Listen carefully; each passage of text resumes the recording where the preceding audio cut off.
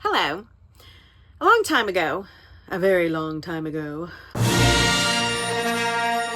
when I was in high school, one of the things that I struggled with was being a Jesus follower in what felt to me to be a sea of non-Jesus followers.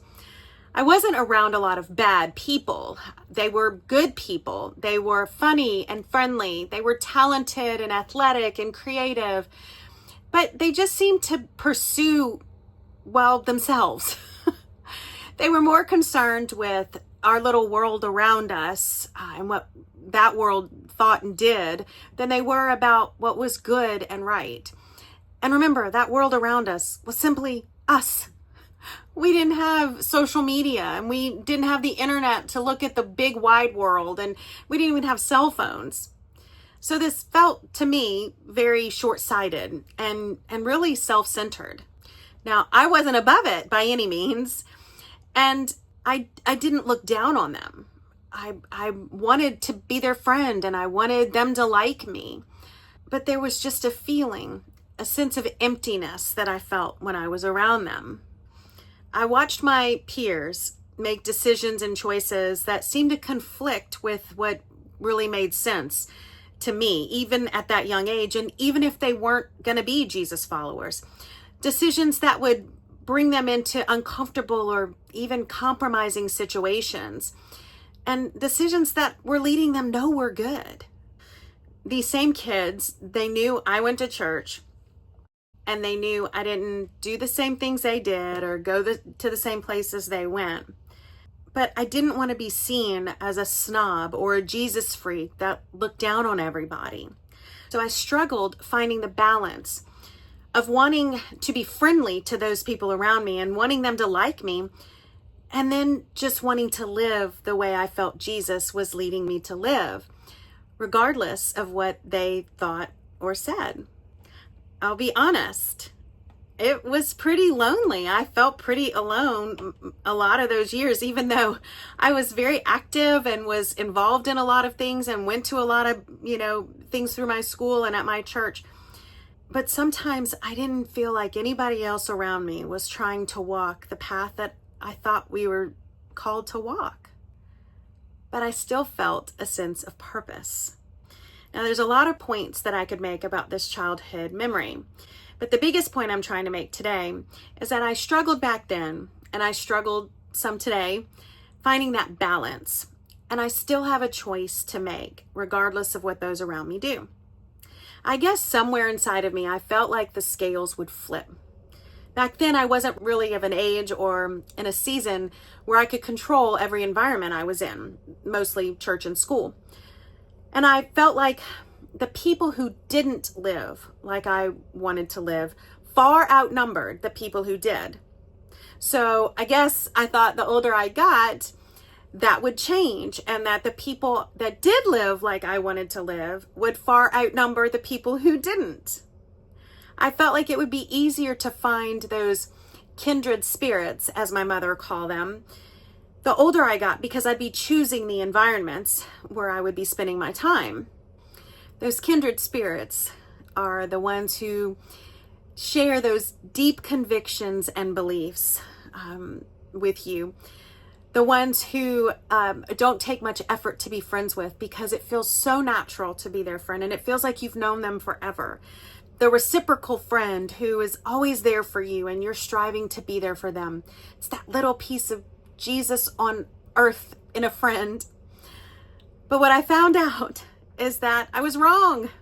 It is even more difficult and takes more effort to find those people. And then it's just a few people that you can find sometimes that really do, that you can really relate to, that you can sympathize with and empathize with, who not only see the value of following Jesus, but who are actually making the effort to do so unapologetically. Like I said, I still have experienced some of those struggles as an adult that I did when I was a teenager. I still don't want people to think that I think I'm better than them, because I don't. And I still don't want people to think I'm a Jesus freak snob. But it is getting a little easier to navigate these struggles the older that I get. I still find that I face the same decision today that I faced back then. Though maybe none go with me, I still will follow. Though they may look at me sideways and think I'm weird, I still will follow. Though it may not be the popular choice and they may not like me anymore, I still will follow. Though they may call me a Jesus freak or a snob or write false narratives about me, I still will follow. Though I may unintentionally misrepresent Jesus, I will dust myself off and I still will follow. Again, this isn't about me thinking I'm better than other people, whether they follow Jesus or not, back then or even now. And this isn't my confession that I no longer care if people follow Jesus. Quite the contrary. I definitely still care. And I desperately care whether certain people in my life follow and choose Jesus. I just realize more now that I can't control it. I can be a positive influence, pointing people back to Jesus, but I can't make that decision for them. Nor can I base my decision and my actions and my walk on theirs. No matter how old we are, no matter what season we're in, no matter how many people seem to be with us or not with us or even against us, we still have a decision to make. Will we walk with and follow Jesus? Joshua 24:15 says, "But if serving the Lord seems undesirable to you, then choose for yourself this day whom you will serve, whether the gods your ancestors served beyond the Euphrates or the gods of the Amorites in whose land you are living. But as for me and my household, we will serve the Lord." I'm sharing another great song today that incorporates an old familiar hymn. I love when artists do this because it's kind of like this little nostalgic thing from my childhood woven into this beautiful new song. No matter our age, no matter what season we're in, we can know one thing for sure. We will not always do things the way Jesus would do them, but that shouldn't keep us from trying. Like the song says, we make the choice whether we follow or not. To live the way he says to live, to do what he says to do, to love the way he says to love, trust the way he says to trust. We won't always make the best or the right decision, and we won't always have the best or the right response to things in our lives. But, as I say, we always have the choice to seek first, to follow him, to trust him, and to obey him. The song reminds us that the world will never be enough. And though none go with me, I still will follow, and I'm going to walk with Jesus. The good news is, we're actually not alone. It may feel like that sometimes, but we're not. First of all, God is always with us. And secondly, there are people making this effort, trying to live like this, seeking Jesus and following him.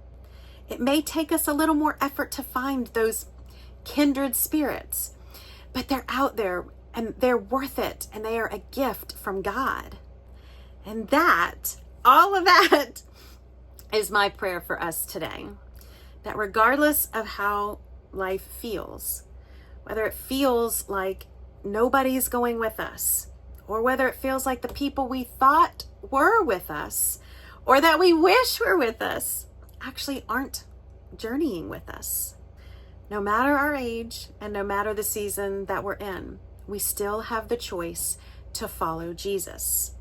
And I pray that along the way, we find those kindred spirits that God has gifted to us, those who actually are going with us, those who bring out the best in us, and those who unapologetically follow and walk with Jesus. Thank you for being on this journey with me. I hope you have a great rest of your day.